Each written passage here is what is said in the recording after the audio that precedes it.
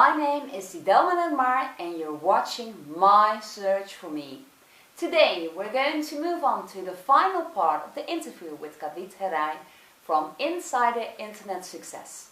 In the previous two videos we talked about his road to success.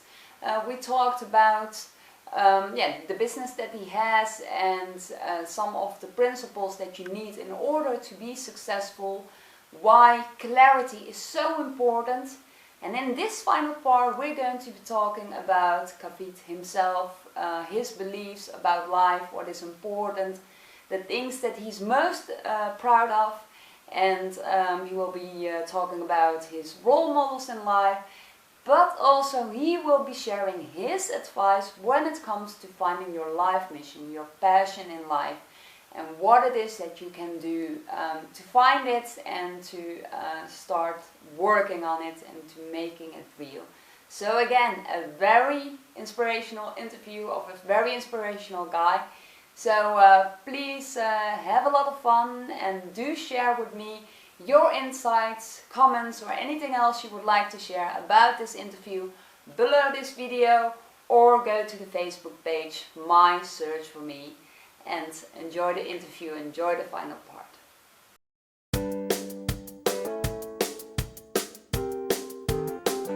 So we heard quite a lot about you, your background, your current business. So now I would like to move on to a little bit more about you as a person. So not so much about what you do, but who you are and your beliefs and everything else. So I'm going to ask you a couple of open questions and just answer what comes up to mind. Yeah. I think the big one. Yeah. Yeah. Okay. So what are some of the achievements that you are most proud of? Oh wow. You can name one or Yeah, two. sure, It doesn't have to be sure. long. I'm proud that I have been open to all of these ideas from a younger age.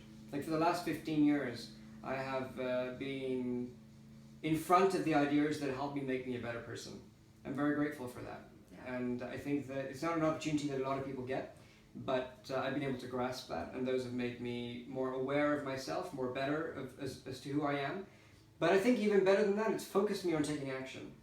Like from a young age, I've been less about. It's very easy to, and I see this a lot. It's very easy to be motivated but not take action. Yeah. And I've been fortunate to be the one that says I'm going to take action on this right away. And usually, very quickly, I'll take action. I believe in the concept of the speed of implementation. The moment you get an idea and you implement it, you're far ahead than if you didn't implement it. Like the longer you leave it, the lesser your results are. Yeah.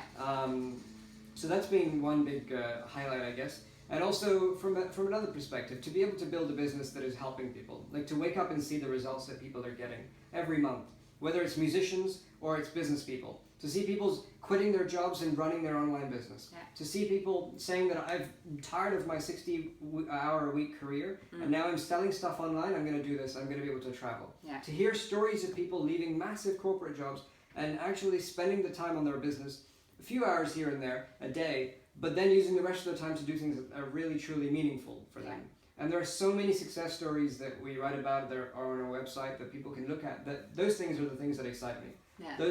It makes me come alive, and that I think is a big achievement. Yeah, now I can imagine that gives you a lot of energy when you hear those stories that you really have made an impact on their lives with what you've learned over years. Absolutely, and what you're teaching right absolutely. And I've always believed that the greatest entrepreneur is the greatest student. Yeah. Like he never stops learning. Yeah. Humility is his greatest virtue. There's no way that he can be as good as other people think he is. He always believes that there's a way to go.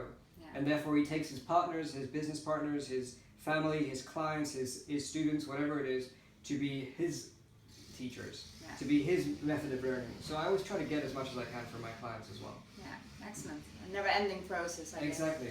Yeah. Exactly. Okay, what was one of the most defining moments in your life? I can imagine, again, there are lots, but perhaps when it comes to your career and how you started? Yeah, so I'm a spiritual person in the sense that I have a spiritual teacher. Okay. I follow the Jain tradition. Okay. It's different from Hinduism, it's different from Buddhism. Yeah. The Jain tradition is about finding the inner genius within you. It's about unlocking the truth that is within you, the soul, the source, the purpose of who you are within you. And it's all about being able to be centered, so that when you're centered and silent and quiet within you, you can find that happiness. Okay. That permanent jewel that's there, that's constantly shining and happy, that's giving light to the entire world. And when I found my spiritual teacher in 2010 and decided that I'm going to follow everything that he says, I'm going to follow his teachings, his methods, his ideas, his strategies, his process for meditation, everything. Yeah. So that if I can follow all the things that he has done and he is saying, then maybe one day I'll be like him. And so that was the biggest defining moment. It then allowed myself to learn the things that hopefully, and I'm trying to bring into my every part of my life. Yeah. So from my business, my career, my relationships, my fitness, my work, everything. Okay. And these are practices for becoming a better human being. These are practices for developing the right virtues, developing the right qualities and characteristics, and trying to let go of the negative traits that we all build up as we go. Yeah. And this is really about me, about my introspection, about my analysis. Yeah. And I believe that if I can do that, if I can become that better person, if I can become the greatest that I can become, then maybe somebody else will benefit from it too. But I will definitely benefit from it. Beautiful. Yeah. Very nice. Yeah. Yeah.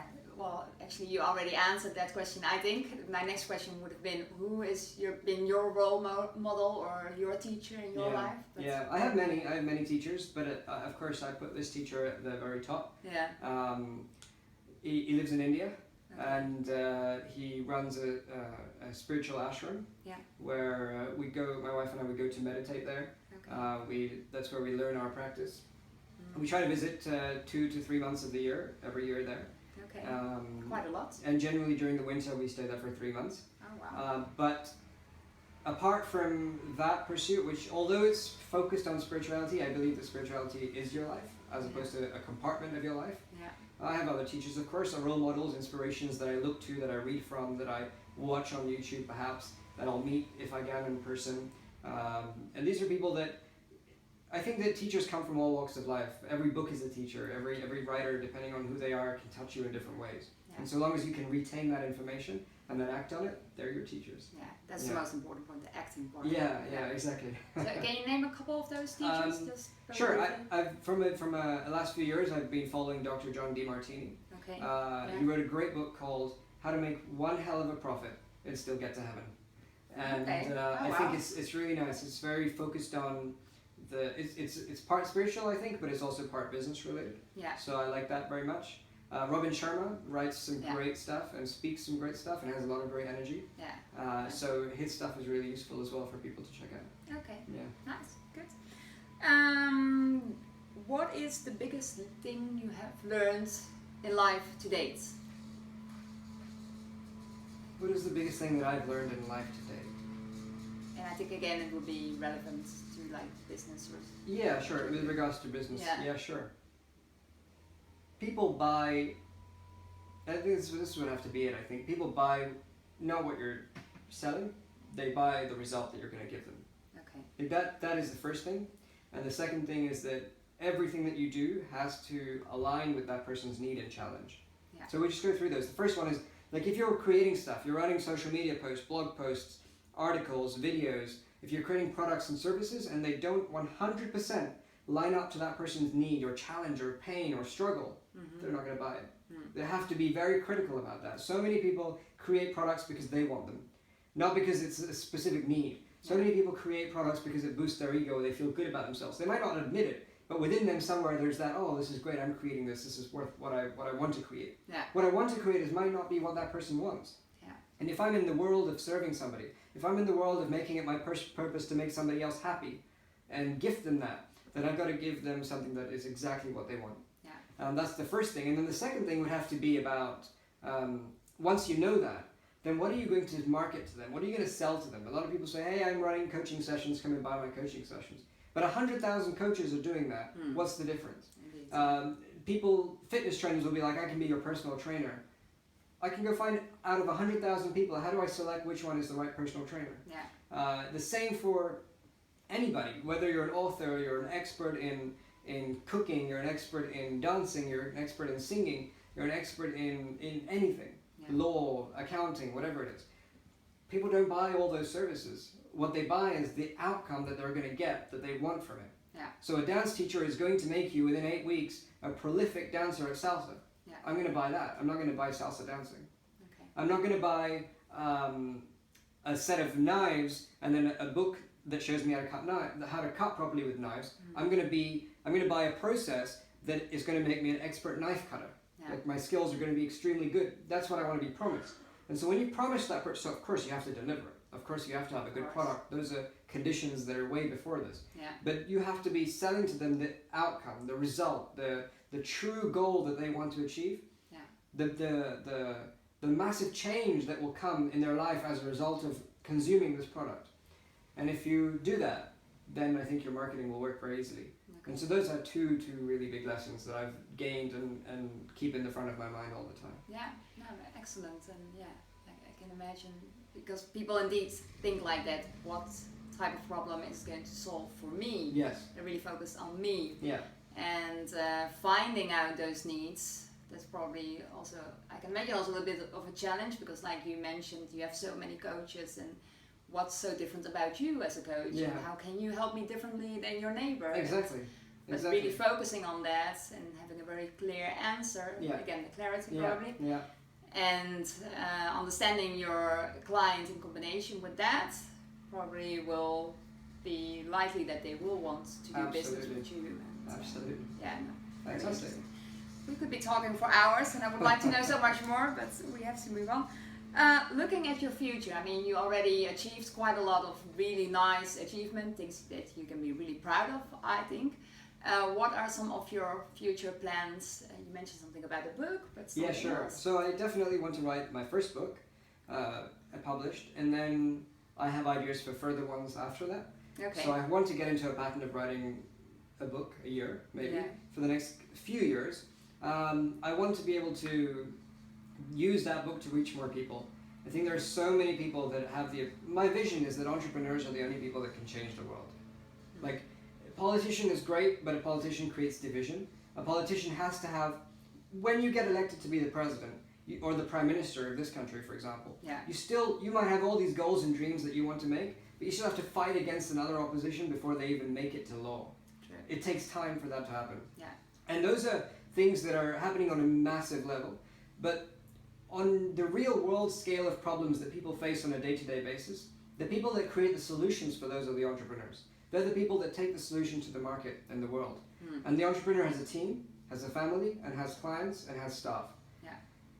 When the entrepreneur does something really good, he's impacting his team and staff, his clients, and his family, and all of their families.